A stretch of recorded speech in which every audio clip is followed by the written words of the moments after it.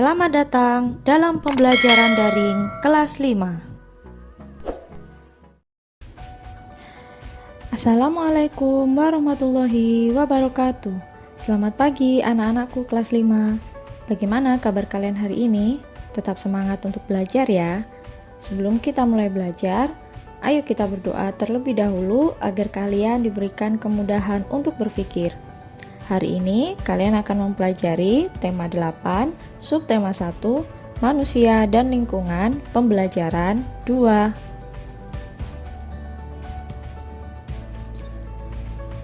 Nah, anak-anak, di sini bisa kalian amati ada teks dan partitur lagu yang berjudul Air Terjun. Nada dasarnya Do sama dengan C. Itu artinya nada Do dimulai dari tuts C. Biramanya 6/8. Temponya sedang. Dari lirik lagu ini, kalian bisa mengambil kesimpulan. Lagu yang kamu pelajari ini bercerita tentang air. Air sangat penting bagi kehidupan di bumi. Setiap hari kita membutuhkan air untuk berbagai keperluan, mulai dari membersihkan diri sampai memasak. Ingatlah kegiatanmu menggunakan air mulai dari bangun pagi hingga saat ini. Begitu seringnya kita menggunakan air sehari-hari. Dari mana ya asal air? Bagaimana alam menjaga ketersediaan air? Yuk kita belajar bersama-sama. Manusia selalu membutuhkan air dalam kehidupan sehari-hari.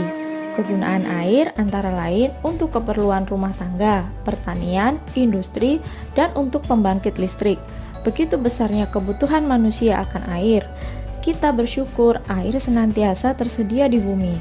Oleh karena itu, manusia seharusnya senantiasa bersyukur kepada Tuhan Pencipta alam. Mengapa air selalu tersedia di bumi? Air selalu tersedia di bumi karena air mengalami siklus.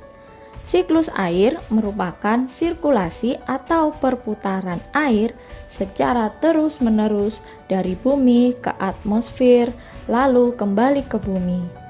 Siklus air ini terjadi melalui proses penguapan, pengendapan, dan pengembunan. Untuk lebih jelasnya, perhatikan skema proses siklus air berikut ini. Nah, bagaimana ya kira-kira siklus air itu? Terlebih dahulu, kalian harus ingat bahwa sumber air bisa berasal dari laut, danau, sungai, dari gunung es, dan juga dari air tanah, yaitu air yang meresap ke dalam tanah. Nah, kalian amati gambar berikut ini. Sambil diingat pelan-pelan ya. Inilah skema siklus air. Dimulai dari proses evaporasi, kemudian kondensasi,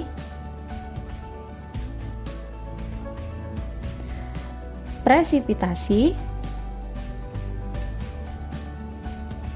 infiltrasi, dan untuk selanjutnya air akan mengalami proses berputar kembali, evaporasi, kondensasi, presipitasi, infiltrasi. Nah, sekarang kita pelajari satu persatu. Apa yang dimaksud dengan proses evaporasi, kondensasi, presipitasi, dan infiltrasi? Proses evaporasi yaitu proses di mana air yang ada di laut, rawa, danau, tanah, dan lainnya menguap akibat adanya pemanasan sinar matahari. Jadi, air ini menguap naik ke udara atau ke atmosfer bumi. Proses selanjutnya yaitu kondensasi. Ketika suhu udara turun, uap air akan berubah menjadi titik-titik air. Titik-titik air ini membentuk awan. Jadi, Awan yang kalian lihat ada di langit itu sebenarnya adalah kumpulan dari titik-titik air. Proses selanjutnya adalah presipitasi. Lama-kelamaan, udara tidak dapat lagi menampung uap air atau sudah jenuh. Bisa kalian lihat dari perbedaan warna awan di sini. Awannya terlihat lebih gelap ya, sehingga jatuh sebagai hujan.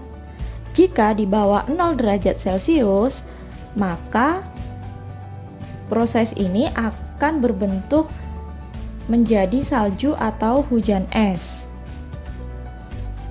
Kemudian, air hujan yang turun sebagian akan mengalami infiltrasi, yaitu air bergerak ke dalam tanah melalui celah-celah dan pori-pori tanah dan batuan menuju muka air tanah. Jadi sebagian air hujan akan meresap ke dalam tanah.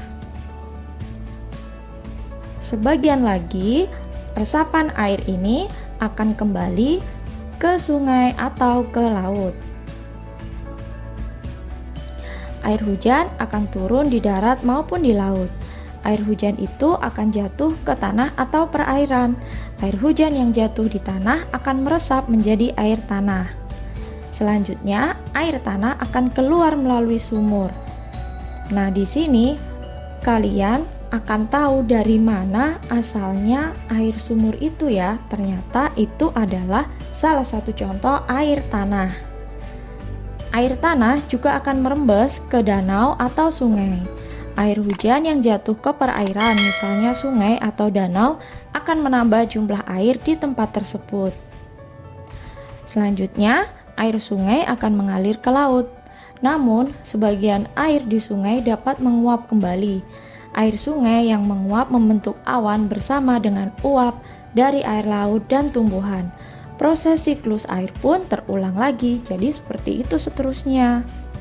Dari proses siklus air itu dapat disimpulkan bahwa sebenarnya jumlah air di bumi secara keseluruhan cenderung tetap. Hanya wujud dan tempatnya yang berubah. Semua makhluk hidup membutuhkan air. Banyak cara dilakukan untuk memenuhi kebutuhan akan air. Berikut ini ada cerita tentang kebutuhan makhluk hidup terhadap air.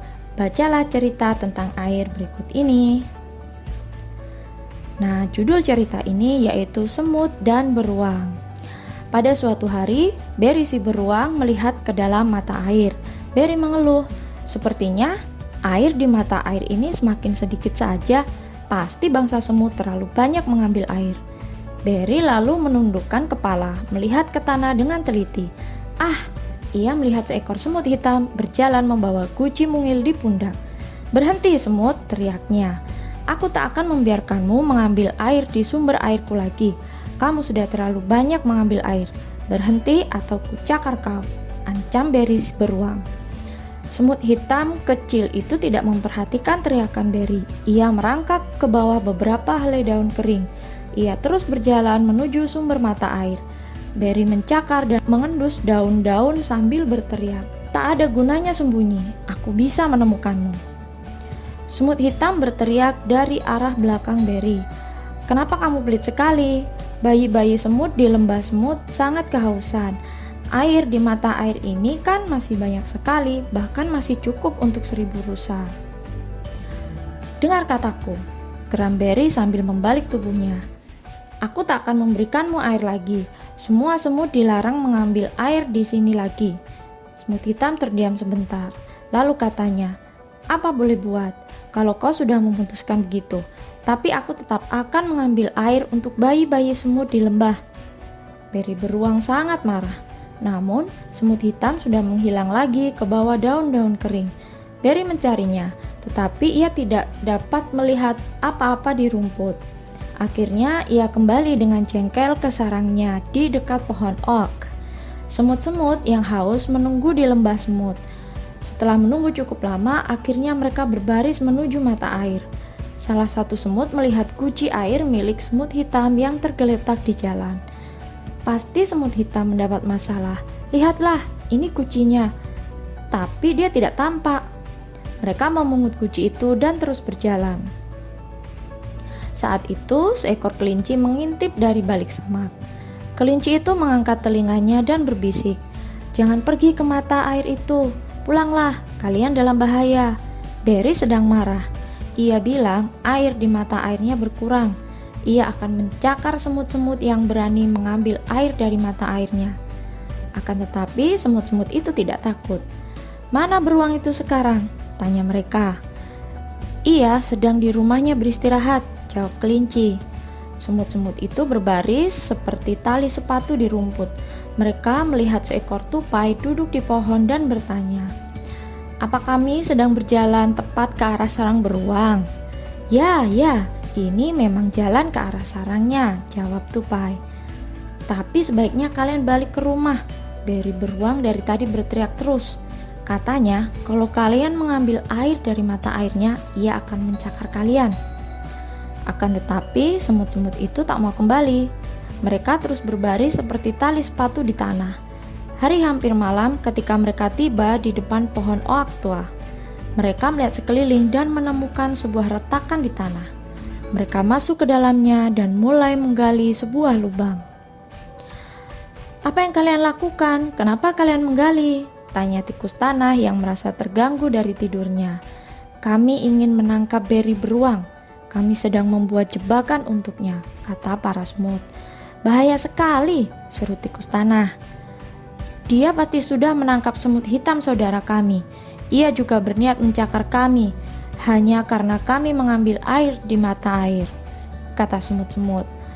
"Aku akan menolong kalian menggali di bawah sarangnya. Aku pernah hampir tertangkap dia dahulu."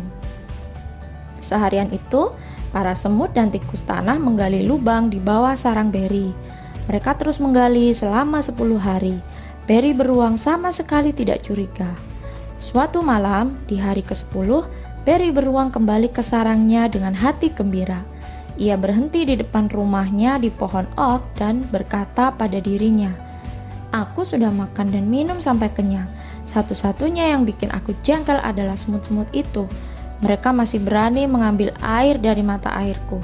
Besok akan aku hancurkan lembah semut itu. Akan kucakar mereka dengan cakarku seperti ini." Berry beruang mulai mencakar ke segala arah. Ia menghentakkan kakinya ke lantai sarangnya dan bruk! Lantai sarangnya jebol.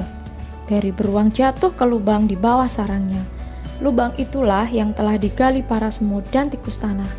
Berry beruang harus terus tinggal di lubang itu, kecuali ada penjaga hutan yang menemukannya. Semut-semut itu akhirnya hidup damai di lembah semut. Saat itu semut hitam saudara mereka juga sudah kembali ke rumah. Ternyata ia hanya terpeleset di jalan, jadi tidak ada yang merusak kebahagiaan mereka sekarang. Para semut dengan bebas pergi mencari makan dan minum di hutan. Nah anak-anak, teks cerita tadi termasuk teks cerita fiksi, yaitu cerita hayalan tentang binatang atau yang biasa disebut dengan fabel.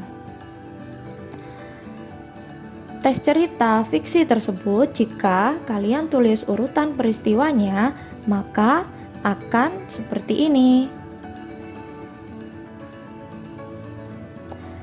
Baik anak-anak, sekian pembelajaran hari ini. Terima kasih atas perhatiannya. Sampai jumpa pada pembelajaran berikutnya.